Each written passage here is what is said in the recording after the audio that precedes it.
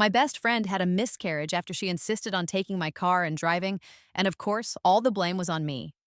She blamed me. My husband blamed me and her husband. Well, he was so mad he threw me off the hospital roof. And the cherry on top? All of this was orchestrated by her and my husband because, of course, they were sleeping together. Havenwood. Seriously, the name practically screams postcard perfect, doesn't it? White picket fences, rose bushes that look like they're auditioning for a Better Homes and Gardens cover, and a town square so charming it could make you gag. Or, feel all warm and fuzzy inside. Depends on your tolerance for that kind of thing. I, Jasmine Carter, landed squarely in the warm and fuzzy camp, at least most of the time. I was living the dream, or at least a dream. 32, happily married, or so I thought, and owner of a ridiculously cute little house with a porch swing that practically begged for lazy summer evenings and iced tea. My life was like one of those Instagram filters, all soft lighting and perfectly placed smiles. But even filters can't hide everything. My best friend, Sarah Dawson, was a huge part of that picture-perfect life. We were practically joined at the hip since we were kids, terrorizing the neighborhood on our bikes and swearing we'd be friends forever. There was that one time, back when we were maybe 10, we tried to build a raft out of old milk cartons and scrap wood to sail down Willow Creek. It sank faster than the Titanic, of course, and we ended up covered in mud and smelling like swamp things, but we laughed so hard our stomachs hurt. That was us, Sarah and Jasmine, against the world, or at least against the boredom of a small town summer. And then there was Ethan. My Ethan, tall, dark, and employed. Okay, that's not fair. He was charming too, with a smile that could melt glaciers, or at least my resolve to stick to my diet. He was a real go-getter, always climbing the ladder at whatever fancy business thing he did downtown. Everyone in Havenwood loved Ethan. He was the golden boy, the one who'd made good. And he'd chosen me. But there were cracks, tiny little fissures in the flawless facade, like the way he'd sometimes cut me off mid-sentence when I was talking about something that didn't interest him, or the way his eyes would glaze over when I'd gush about a new recipe I'd tried. Little things, really, things I easily brushed off.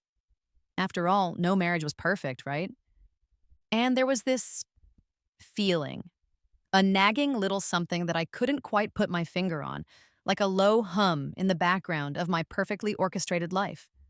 I had everything I'd ever wanted: the husband, the house, the best friend. So why did I sometimes feel like I was waiting for something, or maybe missing something? I chalked it up to being overly dramatic. I mean, who gets existential angst while living in a town that practically oozes small-town charm? This was Havenwood. Bad things were supposed to happen somewhere else. Surely this mild discontent was simply a phase, a blip on the radar of my otherwise blissful existence. I'd snap out of it. I always did, right? Little did I know that radar was about to get very, very blippy. And that blip was about to be a Category 5 hurricane named Sarah and Ethan. It's funny how you can know someone your whole life and still not really know them. Take Sarah, for instance. We'd shared everything: secrets, dreams, even that awful perm phase in 8th grade. Never again, I swear. But beneath the bubbly, fun-loving exterior, there was a growing desperation I was completely oblivious to. A desperation rooted in that primal, almost painful desire to have a baby. She and Lucas had been trying for years. Years. I remember the hopeful smiles at first, the casual mentions of trying, then the increasingly strained silences whenever the topic of babies came up. Lucas was a whole other story. He was old school, the kind of guy who believed a woman's place was in the home, preferably pregnant and barefoot. Okay, maybe not barefoot, but you get the picture. He was intense. And he wanted a son, badly. The Quinn family name and all that jazz. Another month, another negative, Sarah sighed one afternoon, slumping onto my porch swing with a defeated look. She'd brought over a bottle of wine, the cheap, sugary kind we used to drink in college, and I knew instantly this wasn't a casual visit. "Oh, honey," I said, putting my arm around her. "I'm so sorry." I truly was. I couldn't imagine the pressure she was under. Lucas, he's not handling it well, she admitted, her voice barely above a whisper. He gets this look, like it's my fault, like I'm failing him. He doesn't mean it like that, I said, even though I wasn't entirely sure. Lucas wasn't exactly known for his sensitivity. He was more of a bulldoze your way through life kind of guy. I don't know, Jazz, she said, swirling the wine in her glass. Sometimes I think he'd be better off with someone else, someone who could give him what he wants. That stung, even though I knew she didn't mean me. Still, the thought of Sarah and Lucas splitting up, it was like the end of an era. Meanwhile, on the home front, things with Ethan were shifting, subtly like the slow erosion of a riverbank. He was working later and later, always some big deal, some crucial meeting. His phone would buzz constantly and he'd step outside to take calls, his voice hushed and secretive. "Who was that?" I'd ask, trying to sound casual. "Just work," he'd say, his smile not quite reaching his eyes. "You know how it is." And I did know how it was. Or at least I thought I did. I knew he was ambitious, driven. I admired that about him, even if it sometimes left me feeling a little left behind. I was happy with my simple life, my little routines. He seemed to be craving something more. One evening, I found him staring out the window, a faraway look in his eyes. "Penny for your thoughts?" I asked, wrapping my arms around him from behind. He startled slightly, as if he'd forgotten I was there. "Just thinking about the future," he said vaguely. "What about the future?" He turned and gave me a forced smile. "Big things, Jazz, big things." And that was it. He wouldn't elaborate. It was like he was speaking a different language, one I didn't understand. The subtle glances started around then, too. Ethan and Sarah together. Not obvious, not blatant, but there. A lingering look across the dinner table, a hand brushing against another's a little too long, a shared laugh that seemed to exclude me. I'd catch them, and my stomach would clench with a flicker of something. Not quite suspicion, not yet. More like unease. A tiny alarm bell ringing softly in the back of my mind. "You okay, Jazz? You seem a little quiet," Sarah would say, her eyes wide and innocent. Too innocent. "Just tired," I'd lie, forcing a smile. "Long day." I dismissed it all. I had to. Because the alternative. The idea that my husband and my best friend were, no, it was unthinkable. They were my two rocks, the people I trusted most in the world. It was just stress, I told myself. Ethan was under pressure at work, Sarah was dealing with her fertility struggles, and I was just being paranoid. It was all in my head. Looking back, that was the biggest lie of all. It wasn't in my head. It was right there in front of me, unfolding like a slow-motion train wreck. And I was too blind, too trusting, too stupid to see it. The seeds of deceit had been planted, and they were about to bloom into something truly ugly. And I, bless my naive little heart, was watering them with my own oblivious tears. The holidays were approaching, that time of year when Havenwood cranked its charm up to 11. Think twinkling lights, carolers on every corner, and enough gingerbread to put you in a diabetic coma. It was all very festive and stressful, especially for Sarah. "I'm driving up to see my folks for the holidays," she announced one afternoon, dropping by with a suspiciously large bag of what I hoped were Christmas cookies, and not another one of her disastrous attempts at homemade bath bombs. The last batch had turned my skin a rather alarming shade of green. "Oh, that's nice," I said, trying to sound enthusiastic. Family gatherings weren't exactly my favorite thing. Too much forced cheer and awkward small talk, but Sarah usually loved them. "The thing is," she continued, her voice taking on that dramatic, slightly whiny tone she used when she wanted something, "I want you to come with me. My car's being a total pain. It's making this weird rattling noise, and I don't trust it for a long drive." Here it came. I could feel it in my bones. "So," she paused, batting her eyelashes in a way that would have been comical if it weren't so transparent. "I was wondering, could I possibly drive as well? I really feel like I need to take out my frustration into something. I promise I'll be super careful."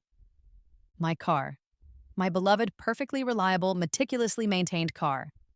The one I'd named Betsy because, well, I'm just that kind of person. A tiny voice in my head, the one that had been whispering those uneasy nothings lately, screamed, "No! Say no!" But then I looked at Sarah, my best friend, her eyes wide and pleading, and all that resistance just melted. We were practically sisters. Sisters shared, right? Even cars. I I hesitated. It wasn't that I didn't trust Sarah driving my car, it was something else. A vague sense of unease that I couldn't quite shake. Okay, fine. I have nothing better to do anyway. I relented, ignoring the nagging voice in my head. But you have to promise to be extra careful. No speeding, no off-roading, and absolutely no eating messy food in the car. Oh, you know me, Sarah squealed, throwing her arms around me in a hug that nearly cracked my ribs. I'm the most responsible driver ever. This was a blatant lie. Sarah once drove into a mailbox while trying to apply lipstick. Right, I said dryly. The night before our departure, I decided to make a big batch of my mom's pear soup. It was a family recipe passed down through generations, and it was basically comfort in a bowl. Warm, sweet, and slightly spicy. It was the perfect thing for a chilly evening. Plus, it was a way of showing Sarah I cared, even if I was still a little apprehensive about the whole car thing. Soup's on, I announced, ladling generous portions into bowls. Ethan, predictably, devoured his in about 5 minutes flat. Sarah, however, took one look at her bowl and made a face. Oh, thanks, Jazz, but I think I'll pass, she said, pushing the bowl away. What? Why? I asked, surprised. Sarah usually loved my pear soup. Just not feeling it tonight, she said vaguely. You know, holiday stress. My stomach's a little off. I frowned. Are you feeling okay? Yeah, fine, she said quickly. Just a little, sensitive to certain things right now. She wouldn't meet my eye. And that, right there, was another tiny red flag waving frantically in the breeze. But, like the oblivious fool I was, I ignored it. I attributed it to her pre-travel jitters or maybe some lingering stress about the whole baby situation. I should have paid more attention. I should have listened to that nagging voice, that gut feeling that something was off. But I didn't. I trusted my best friend. I trusted my husband. And that, as they say, was my big mistake. Because that pear soup, that innocent, comforting bowl of soup, it was just another piece in a carefully constructed puzzle of deceit. A puzzle that was about to shatter my perfectly curated life into a million jagged pieces. And I, like a lamb to the slaughter, was handing them the hammer. The drive started innocently enough. Sarah, behind the wheel of my beloved Betsy, seemed unusually quiet, her usual bubbly chatter replaced by a tense silence. I tried to make conversation, pointing out landmarks, reminiscing about old times, but she just gave me short, clipped responses. Everything okay? I asked, after about an hour of strained silence. The highway stretched out before us, a gray ribbon unwinding through the bleak winter landscape. Fine, she snapped, her knuckles white on the steering wheel. Just tired. Long drive. I decided to drop it. Maybe she was just stressed about seeing her family, or maybe that nagging feeling in my gut was right. Maybe something was wrong. The tension in the car was thick enough to cut with a knife. Every mile felt like 10. The radio played some cheesy Christmas music, a jarring contrast to the heavy atmosphere. I fiddled with the controls, trying to find something, anything, to distract me from the growing sense of unease. Sarah started to speed up, exceeding the limit by a significant margin. I glanced at the speedometer, then at her. Sarah, slow down, I said, my voice a little shaky. You're going way too fast. She didn't respond, just gripped the steering wheel tighter, her eyes fixed on the road ahead. Her face was pale, her jaw clenched. Sarah, seriously, I said, my voice rising in panic. What's going on? She finally looked at me, and the expression in her eyes sent a chill down my spine. It wasn't fear or anxiety. It was determination, cold, hard determination. I'm sorry, Jasmine, she said, her voice eerily calm. I have to do this. And then it happened. With a sudden, violent jerk of the steering wheel, she swerved the car directly into the oncoming lane. I saw the headlights of an approaching truck, blindingly bright, bearing down on us. Time seemed to slow down, stretching into an agonizing eternity. I screamed, a primal, terrified scream that ripped through the air. The impact was deafening, a horrifying cacophony of metal crunching, glass shattering, and tires screeching. The world turned upside down, a chaotic blur of colors and sensations. I felt a searing pain in my shoulder, my head slammed against the side window, and then nothing. Then, after what it seemed an eternity, I came back to consciousness slowly, painfully. My head was throbbing, my body ached all over. The car was a mangled wreck, twisted metal and broken glass everywhere. The smell of gasoline filled the air, thick and acrid. Disoriented, I struggled to make sense of what had happened. My ears were ringing, my vision blurry. I tried to move, but a sharp pain shot through my leg, pinning me in place. "Sarah," I croaked, my voice weak and raspy. "Sarah, are you okay?" I turned my head, straining to see through the wreckage. Sarah was slumped over the steering wheel, her body limp and unmoving. Blood was trickling down her forehead, staining her blonde hair a gruesome crimson. Panic seized me. All thoughts of my own injuries vanished. My only concern was for my friend. "Sarah, Sarah, wake up!" I cried, reaching out to her, my hand trembling. I couldn't reach her. The twisted metal of the dashboard blocked my way. Despite the pain, the fear, the sheer terror of the situation, my first instinct was to help her. That was how deeply ingrained our friendship was. Even after what she'd done, even after she deliberately crashed the car, my first thought was for her well-being.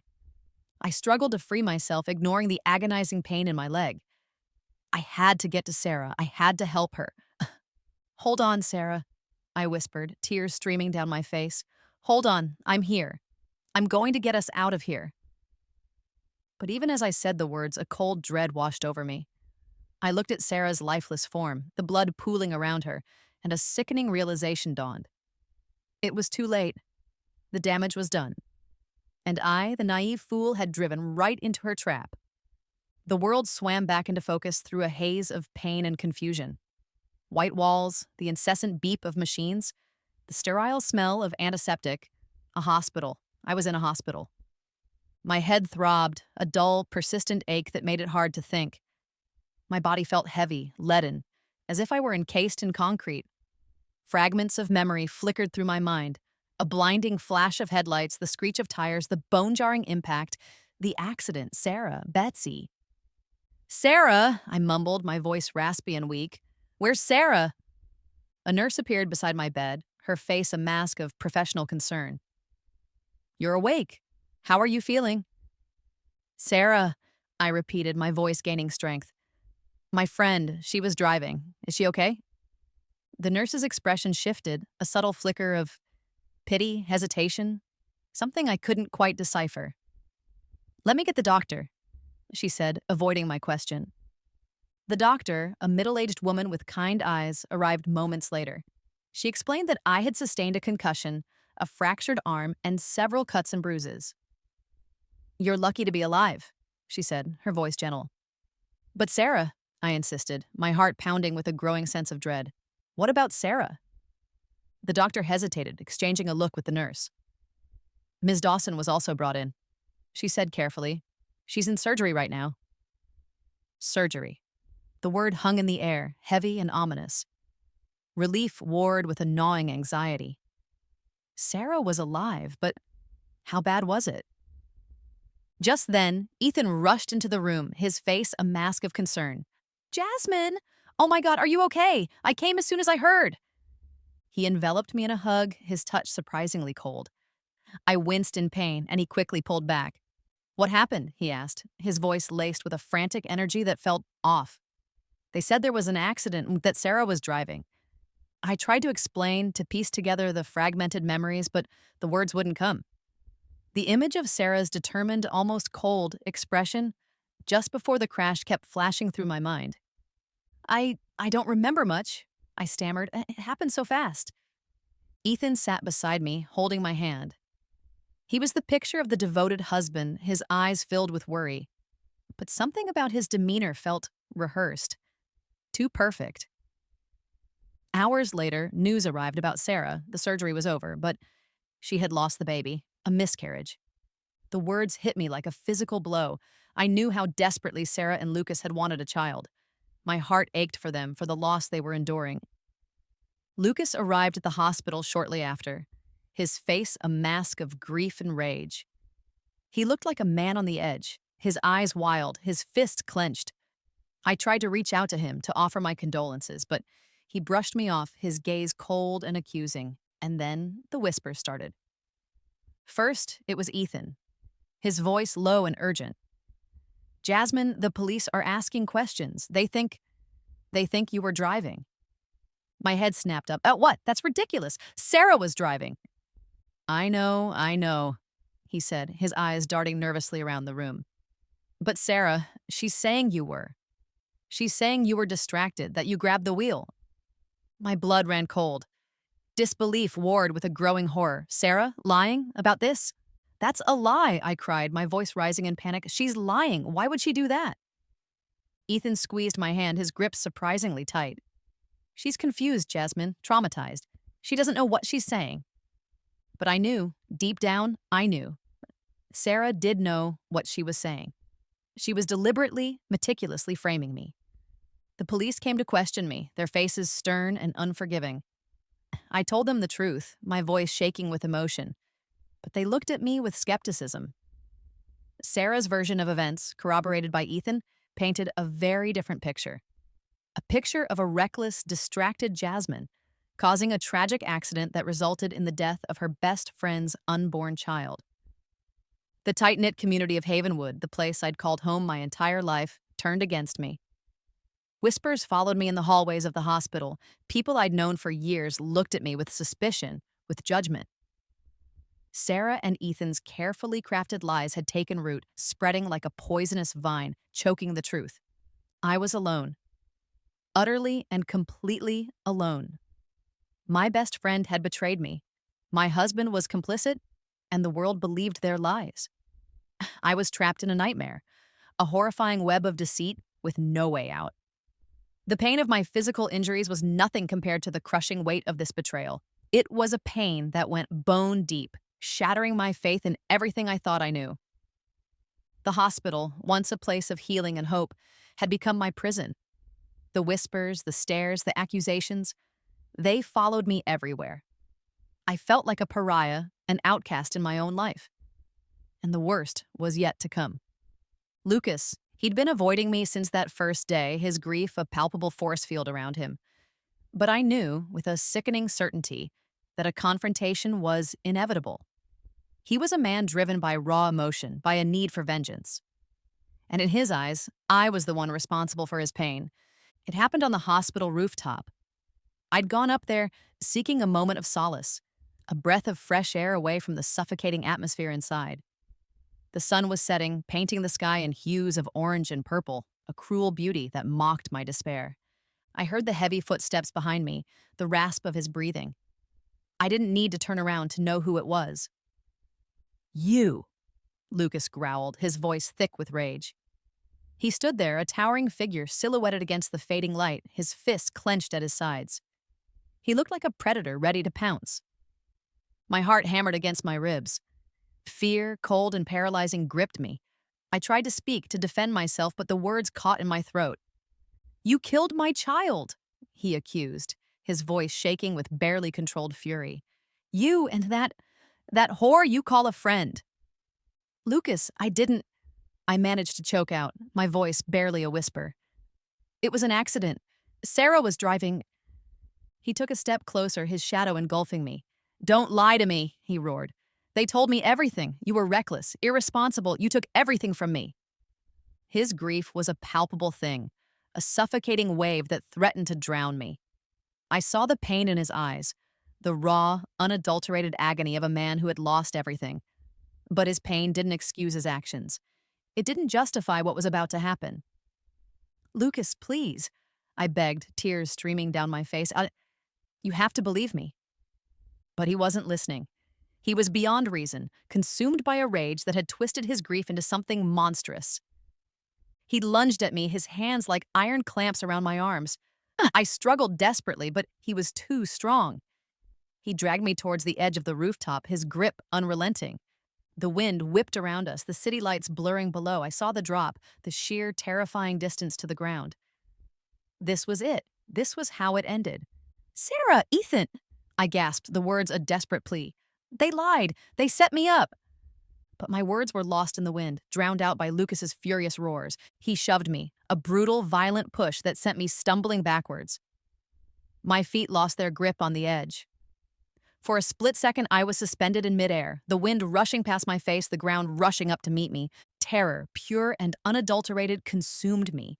But beneath the terror, there was something else, a crushing sense of betrayal, not just by Sarah and Ethan, but by the entire world. By the community that had turned its back on me, by the justice system that had failed me, by the friend I had trusted with my life. I saw it all in that fleeting moment of freefall. The web of lies, the carefully constructed deception, the cruel indifference of fate. I saw the faces of Sarah and Ethan, their smiles twisted into masks of triumph. I saw Lucas's grief-stricken rage, the final devastating act of a man consumed by loss. And then darkness. The impact was nothing. A sudden, abrupt end to everything. No pain, no fear, just nothing. My final thought as the world faded to black was a bitter, searing realization. They got away with it. They had destroyed my life, taken everything from me, and they had gotten away with it. The injustice of it all was a crushing weight, a final, suffocating blow. My death was the ultimate price, the tragic culmination of a carefully orchestrated plot. And the burning question, the unanswered plea for justice, echoed in the void. What now? Would their lies remain buried with me? Or was this truly the end? The first sensation was softness, the feel of crisp cotton sheets against my skin, the gentle pressure of a pillow beneath my head, my own bed. My bed? I blinked, my eyes adjusting to the dim light filtering through the curtains. My bedroom, familiar, comforting, yet wrong. Everything felt subtly off, like a picture slightly out of focus. My head throbbed, a dull echo of a pain far greater than any headache. I reached up, gingerly touching my temple, expecting to find bandages, stitches, something. But there was nothing, just smooth skin. Confusion swirled in my mind, thick and disorienting. The last thing I remembered, the rooftop, Lucas's rage, the terrifying fall, the darkness. It felt like a nightmare, a vividly horrific dream, so real it left a lingering ache in my bones. I sat up, swinging my legs over the side of the bed. My body felt whole, unbroken. No fractured arm, no aching leg, no injuries whatsoever. This was impossible. I died. I knew I did. My gaze fell on my phone, resting on the nightstand. I picked it up, my hand trembling slightly. The screen illuminated, displaying the date and time. And that's when the world tilted on its axis. The date. It was the day. The day Sarah asked to borrow my car. The day everything started to unravel. The day my life, as I knew it, ended. My breath hitched in my throat. A wave of nausea washed over me. This couldn't be real. It was some kind of cruel joke, a twisted hallucination. I stared at the date, willing it to change, to jump forward, to prove this was all a mistake. But it remained stubbornly, defiantly the same. Am I reborn? I whispered, the words a shaky breath against the silence of the room. Reborn to the day my best friend took my car for the holidays? The thought was so outlandish, so impossible, that it should have been laughable. But it wasn't. It was terrifying and exhilarating. The initial shock, the sheer disbelief, began to recede, replaced by a surge of something else. Something hot and fierce and burning. Anger, not just anger, rage. It started as a flicker, a tiny spark in the ashes of my despair, and then it exploded, consuming me with its intensity. They had done this to me, Sarah and Ethan, my best friend and my husband. They had plotted, schemed, and ultimately murdered me. They had stolen my life, my reputation, my future. And they had gotten away with it, but not this time. And this time, I knew. I remembered. I had the knowledge of their treachery, the foresight of their every move. I was armed with the truth, a weapon they never expected me to wield. I was no longer the naive, trusting Jasmine they had so easily manipulated. I was something else. Something reborn from the ashes of betrayal, fueled by a burning desire for vengeance. A slow smile spread across my face, a smile that felt foreign, almost predatory. They thought they had won. They thought they had silenced me forever. They were wrong. This wasn't just a second chance at life, it was a second chance at vengeance.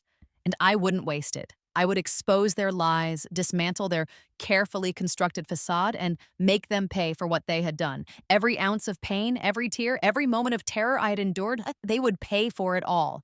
I stood up, my legs steady, my resolve firm. The fear, the confusion, the lingering remnants of the nightmare, they were all gone, replaced by a cold, hard determination. The game had changed, and this time, I was playing to win. The morning sun, streaming through my window, felt like a spotlight, illuminating not just the room, but the stark reality of my situation. I was back, and I was angry. But anger, I knew, wouldn't be enough. I needed a plan, a meticulous, flawlessly executed plan. My first step was a brutal self-assessment. I replayed the events of that day, that original day, forcing myself to confront my own flaws. My naivete, my blind trust, my infuriating willingness to see the best in everyone, even when the evidence screamed otherwise. I had been a lamb, willingly walking into the slaughterhouse. Never again. This time, I needed proof. Concrete, undeniable evidence that would shatter their lies and expose them for the monsters they were, and I needed witnesses. People who would believe me, who would stand up and speak the truth. My mind raced, sifting through the faces of everyone I knew in Havenwood. Most were too easily swayed by appearances, too caught up in the social hierarchy to question the narrative Sarah and Ethan would undoubtedly spin. Then it hit me. Peter Graham, Peter, or Peng Guang, as he was known back in our old village before we all ended up in this American postcard, was a local character. He ran a small hardware store and had a reputation for being a bit of a gossip, a collector of local trivia and grievances. He also, crucially, despised Sarah. They'd had a falling out years ago, something about a bad business deal involving a shipment of faulty garden gnomes. Don't ask. He'd held a grudge ever since. Peter was perfect. He was already predisposed to dislike Sarah, and he had a sharp eye for detail. If anyone could spot inconsistencies in their story, it would be him.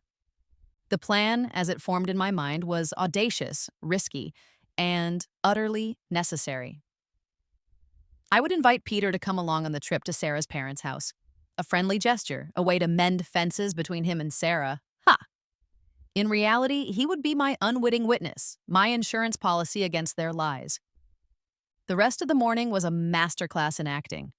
I went through the motions, playing the role of the happy, oblivious Jasmine. I made breakfast for Ethan, smiling and chatting about mundane things, while my insides churned with a cold fury. He seemed different, more relaxed, less tense than I remembered him being on that original day. He was already reaping the benefits of my supposed demise, the smug bastard. The thought fueled my resolve. "Big day today, huh?" he said, casually sipping his coffee. "Sarah's trip." "Yeah," I replied, forcing a cheerful tone. "I'm a little worried about her driving alone, though. Her car's been acting up." He gave me that slightly patronizing smile. "She'll be fine. Sarah's a tough cookie." Tough enough to orchestrate my murder, I thought bitterly. Then Sarah arrived, all smiles and bubbly energy. The performance was Oscar-worthy. She hugged me tightly, thanking me profusely for letting her borrow Betsy. "I'm so grateful, Jazz," she gushed. "You're a lifesaver." The irony was almost unbearable. "No problem," I said, my voice sickeningly sweet. "Just be careful, okay?" Then came the moment I'd been waiting for, the pear soup. "I made a big batch of my mom's pear soup last night," I announced, gesturing towards the pot on the stove. "Want some before you go, Sarah?" Her smile faltered just for a fraction of a second. A flicker of what? Fear? Guilt? It was gone so quickly I almost thought I'd imagined it. "Oh, thanks, Jazz, but I think I'll pass," she said, her voice a little too high-pitched. "You know, travel tummy. Don't want to risk it." "But it's your favorite," I pressed, feigning concern. "And it's so good for you. Especially, at this time, it provides a lot of nutrients that are good for you." I put extra stress on at this time. Her eyes widened slightly, and I saw a flash of panic. She knew. She knew that I knew. I'm really not hungry, she insisted, avoiding my gaze. Suit yourself, I said lightly, shrugging. But inside, I was triumphant. That tiny exchange, that subtle play of knowledge and deception, confirmed everything. It was a small victory, but it was a victory nonetheless. A few hours later, with a carefully orchestrated, spontaneous suggestion, I had convinced Sarah that inviting Peter Graham along for the ride would be a wonderful idea. He's been meaning to visit his aunt in that area anyway. It will work perfect, I had chirped, my inner actress in full swing. Both Sarah and Ethan exchanged furtive glances, but could find no reasonable objection without revealing their hand. I was playing a dangerous game, walking a tightrope between feigned innocence and calculated revenge. But I was in control. This time, I was pulling the strings. And I wouldn't stop until the puppets danced to my tune, the tune of their downfall. The car ride felt like a twisted play, each of us playing a role we knew by heart, yet with drastically different scripts. Sarah, ostensibly behind the wheel of my Betsy, was a bundle of nervous energy disguised as forced cheerfulness. Peter, crammed in the back seat with an assortment of snacks and a surprisingly detailed map of local gas stations, was blissfully unaware of the undercurrent swirling around him. And I, in the passenger seat, was the director, subtly manipulating the scene, setting the stage for the inevitable climax. So, Sarah, I began, turning to her with a bright, innocent smile. How are you feeling? You seem a little pale. She shot me a quick, irritated glance. I'm fine, Jasmine, just a little tired. You know, I continued, my voice laced with faux concern, you really should be taking extra care of yourself, especially now. You need to be eating well, getting enough rest. I let the sentence trail off, letting the unspoken implication hang in the air. Peter, bless his oblivious heart, took the bait. Oh, are you expecting Sarah? He asked, peering at her from the back seat. Congratulations! When are you due? Sarah's face went even paler. I'm not, she stammered, shooting me a venomous look. Oh, I just assumed, I said, feigning innocence. You know, with you skipping the pear soup and all, my mom always said pear soup was the best thing for certain conditions. Peter, a man who loved a good bit of gossip, was now fully engaged. My Aunt Mildred, she swore by ginger tea for morning sickness, said it worked like a charm. He launched into a rambling anecdote about his aunt's various pregnancies, completely missing the daggers Sarah was shooting at me with her eyes. I, meanwhile, maintained my facade of cheerful concern, subtly planting seeds of doubt in Peter's mind. Later, as we stopped for gas, Sarah offered to buy everyone drinks. I'll get you a water, Jasmine, she said, her voice a little too sweet. Thanks, I replied, watching her carefully. She returned with 3 bottles, handing one to Peter and one to me. I noticed with a surge of satisfaction that my bottle was slightly different. The cap wasn't sealed as tightly as the others. As soon as she turned her back, I discreetly swapped my bottle with the identical one I'd stashed in my purse earlier, filled with plain water. I'd anticipated this, of course. Sarah was predictable, in her own twisted way. Back in the car, I pretended to take a long swig from my drugged water, making a show of yawning and stretching. Long drive, I mumbled, feigning drowsiness. Think I'll take a little nap. I closed my eyes, letting my head loll against the headrest, listening to the hum of the engine and Sarah's increasingly agitated breathing. I could feel her watching me, waiting for the sleeping pills to take effect. The tension in the car was palpable, as even Peter seemed to sense it, shifting uncomfortably in the back seat. Then it happened. Just as before, Sarah swerved the car violently, crossing into the oncoming lane.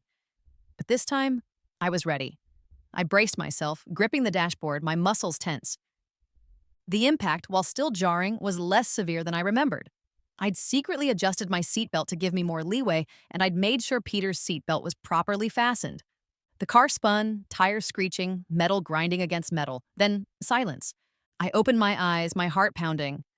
We were off the road, in a ditch, but the damage was relatively minor. Betsy was bruised, but not totaled. Sarah! I cried, feigning shock and confusion. What happened? Are you okay? I turned to her, playing the concerned friend. She was slumped over the steering wheel, pretending to be unconscious.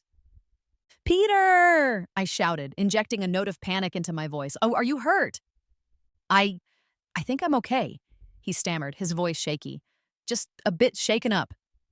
Help me get Sarah out of the car, I said, struggling with the door. We managed to pull her out, laying her gently on the ground. I checked her pulse, pretending to be frantic. She's breathing, I said, relief flooding my voice. But she's out cold. We need to call for help. While Peter fumbled for his phone, I discreetly took pictures of the scene, the position of the car, the damage, Sarah's unconscious form. Evidence. I needed evidence. This time, the accident was just a stage, a carefully orchestrated scene in my play of revenge. And Sarah, the star of her own twisted drama, had just unwittingly played right into my hands. The trap, meticulously laid, was about to spring shut. The hospital was a familiar scene, yet this time the roles were reversed. I wasn't the injured, confused victim. I was the orchestrator, waiting for the curtain to rise on the next act of my carefully crafted drama. We were placed in a small waiting room, Sarah still feigning unconsciousness on a stretcher. Peter, bless his heart, was pacing nervously, muttering about calling his aunt Mildred. I sat calmly, outwardly composed, but inside a storm of anticipation and righteous anger raged. Then he arrived. Lucas. He stormed into the room, his face a mask of fury, his eyes blazing with the same terrifying rage I remembered. He looked like a volcano about to erupt, and I was standing directly in the path of the lava flow. You, he roared, pointing a trembling finger at me. What did you do to her? Here it was, the moment of truth. Lucas, I said, my voice calm and steady, a stark contrast to his barely controlled hysteria. I know you're upset, but you need to listen to me. Listen to you? He scoffed. You were driving, weren't you? You caused the accident. No, Lucas, I said, meeting his gaze directly. Sarah was driving, and she caused the accident deliberately. He laughed, a harsh, bitter sound. Don't lie to me. She wouldn't. She would? I interrupted, my voice rising slightly. And she did, because she's been having an affair with my husband, Ethan. The words hung in the air, heavy and explosive. The room went silent, except for Peter's gasp of astonishment. Lucas stared at me, his face slowly draining of color. What are you talking about? He stammered. Sarah and Ethan, I repeated, enunciating each word clearly. They've been having an affair, and this accident, it was their plan, to get rid of me. And it seems that Sarah wanted to get rid of the pregnancy, too. Before Lucas could respond, I pulled out my phone. I have proof, I said. I installed a dash cam in my car. It recorded everything. I played the video. The footage clearly showed Sarah spiking my water, her deliberate swerve into the oncoming lane, my screams, the impact. It was all there, undeniable and damning. The color returned to Lucas' face, only now it was a mottled red. As the video played, Peter stepped forward. I saw it too, he stammered, his voice trembling. Sarah, she was acting strange. Jasmine kept asking her to slow down, and I'm Lucas's uncle. We may not talk much, but I would never lie to protect a stranger. Jasmine's telling the truth. The revelation that Peter was Lucas's uncle added another layer of weight to his testimony.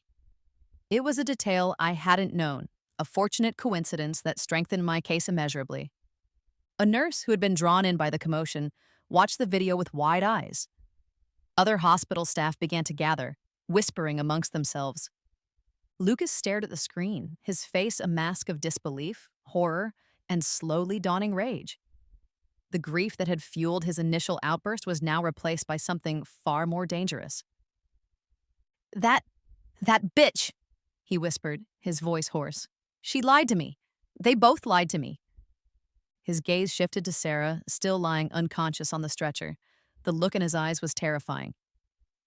I have more, I said, pulling up another folder on my phone. Hotel receipts, text messages, pictures. I presented the evidence I'd meticulously gathered. Proof of Ethan and Sarah's secret rendezvous, their clandestine meetings, their whispered promises. Each piece of evidence was a nail in the coffin of their deception. The community, represented by the growing crowd of hospital staff and onlookers, reacted with a mixture of shock, disgust, and morbid fascination.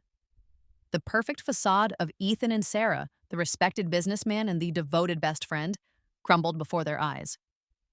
Finally, I revealed Sarah's secret. She was taking fertility drugs, I announced, my voice ringing with authority. She was desperate to get pregnant. But the treatments, they can have complications. The miscarriage, it might not have been caused by the accident at all. I handed the doctor Sarah's medical record that indicated her taking the drugs and the risk of miscarriage.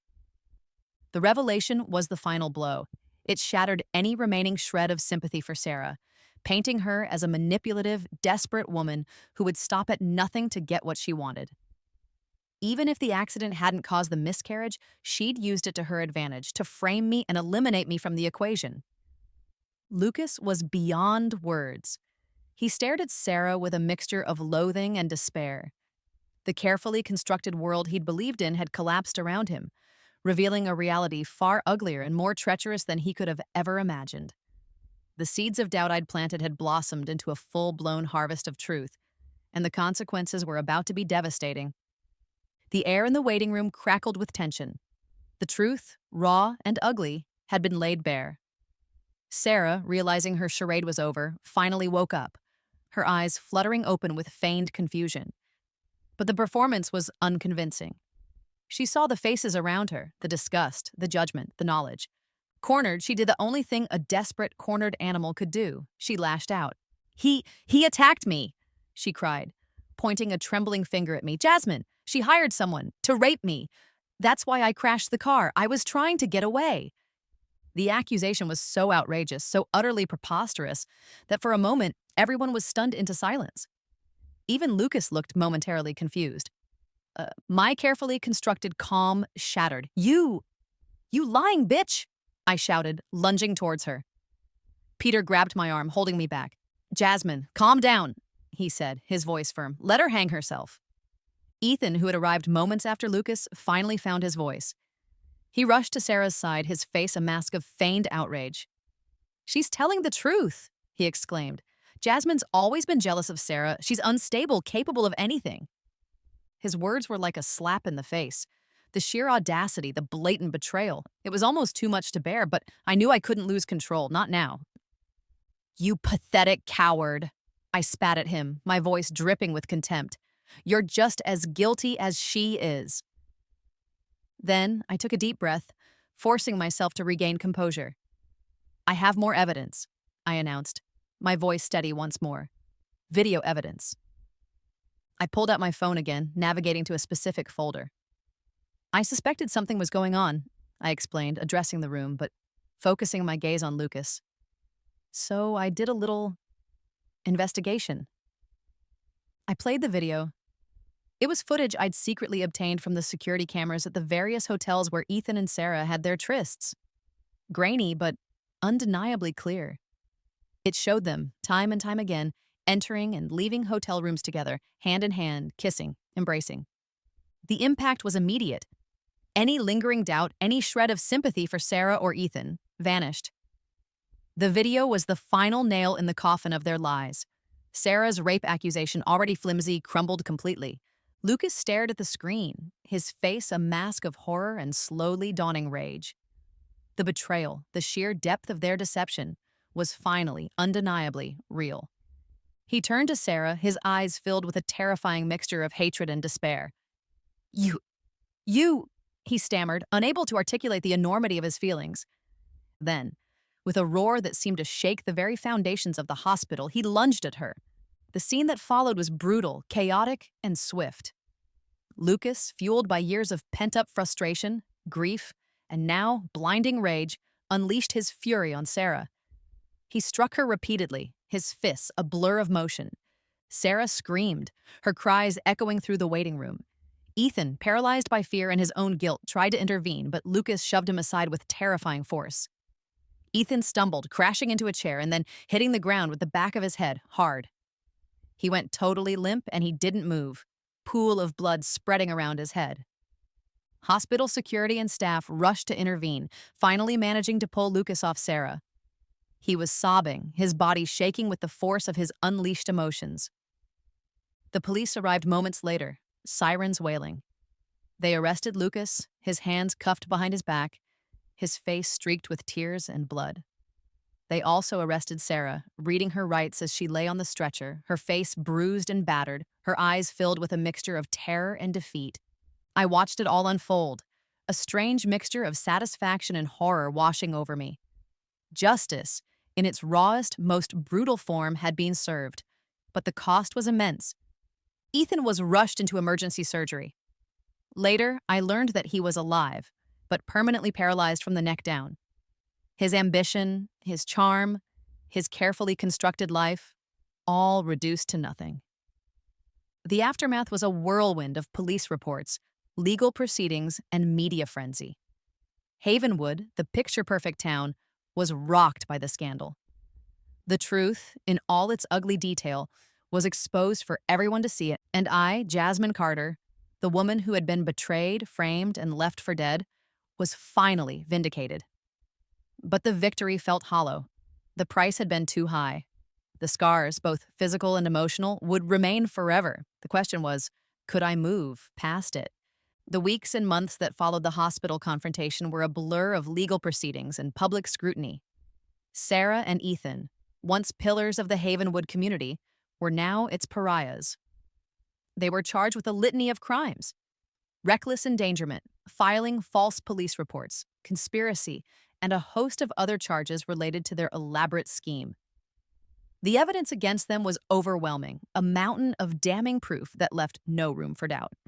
The community, initially stunned into silence, turned on them with a ferocity that was both surprising and predictable. Small towns thrive on gossip, and the story of Sarah and Ethan's betrayal was the juiciest morsel to hit Havenwood in decades. They were ostracized, their names whispered with disdain, their former friends and colleagues turning their backs. The carefully constructed facade of their perfect lives had not only crumbled, it had been pulverized into dust. The trials were swift and decisive. The dashcam footage, the hotel videos, the text messages, my testimony, and Peter's corroboration, it all added up to an airtight case. Both Sarah and Ethan were found guilty on all counts. Then came the pleas for mercy. Facing lengthy prison sentences, Sarah and Ethan, stripped of their arrogance and their carefully crafted lies, resorted to begging. They sent letters filled with remorseful pronouncements and desperate pleas for forgiveness. They claimed they had been blinded by passion, that they had made terrible mistakes, that they were truly sorry for the pain they had caused. They wanted me to sign an acquittal letter, a letter that would somehow lessen their punishment, allow them to escape the full consequences of their actions. Even Ethan's mother, Mrs. Reynolds, a woman I had once considered a friend, a respected figure in Havenwood's social circles, approached me. She came to my house, her face etched with worry, and a desperate hope I couldn't bring myself to share. "Jasmine, please," she begged, her voice trembling. "I know what Ethan did was wrong, terribly wrong, but he's my son. He's already suffered so much. He's paralyzed. He'll never walk again. Isn't that enough punishment?" She appealed to my sense of compassion, to the memory of the friendship we'd once shared. She argued that Ethan had been misled by Sarah, that he was a good person at heart who had made a terrible mistake. I listened patiently, letting her plead her case. But my heart remained hardened. The memories of my past life, of the betrayal, the terror, the ultimate injustice, were too fresh, too raw. When she was finished, I looked at her, my expression unwavering. "Mrs. Reynolds," I said, my voice calm but firm, "I understand your pain, I truly do. But what your son and Sarah did, it wasn't a mistake. It was a deliberate, calculated act of cruelty. They tried to kill me. They did kill me in another life. And they would have gotten away with it if I hadn't been given this second chance." "But he's paralyzed," she repeated, tears streaming down her face. "He's lost everything." "He lost everything because of his own actions," I countered. "He and Sarah made their choices, and now they have to face the consequences." "Please, Jasmine," she begged one last time, "have mercy." "Mercy," I echoed, a bitter laugh escaping my lips. They showed me no mercy. They showed Lucas no mercy. They showed their unborn child no mercy. True justice must be served, Mrs. Reynolds, and justice demands that they pay for what they've done. My decision was firm, unwavering. I would not sign the acquittal letter. I would not offer them any reprieve. They had sown the seeds of their own destruction, and now they would reap the whirlwind. I was no longer the naive, trusting Jasmine they had so easily manipulated. I was a survivor. I was a warrior, and I would not be swayed by pleas for mercy, by crocodile tears, or by the desperate appeals of a mother's broken heart. They had taken my life once. I wouldn't let them take my sense of justice, too. This new me has learned that forgiveness can be weakness.